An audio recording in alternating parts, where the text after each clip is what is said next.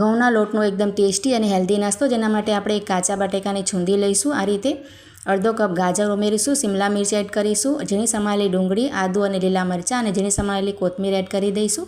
સ્વાદ પ્રમાણે મીઠું, અડધી ચમચી કાળા મરીનો પાવડર, અડધી ચમચી લાલ મરચાંનો પાવડર, અડધી ચમચી જીરું અને ગરમ મસાલો એડ કરીને શાકભાજીમાં બધા મસાલા સારી રીતે મિક્સ કરી લઈશું. તેના પછી અડધો કપ ઘઉંનો લોટ, અડધો કપ બેસન અને 2 ચમચી સૂજી એડ કરીને તેનો સારી રીતે લોટ બાંધી લેવાનો છે અને આ રીતે આપણે તેનો રોલ બનાવીને રેડી કરશું. પછી એક ચાયણી લઈને તેને ગ્રીસ કરી લઈશું અને સ્ટીમ કરવા માટે અહીંયા પાણી મૂકી દીધું છે. ચાયણીને આ રીતે રાખીને 1 થી 2 મિનિટ માટે તેને ઢાંકીને સ્ટીમ કરી લઈશું.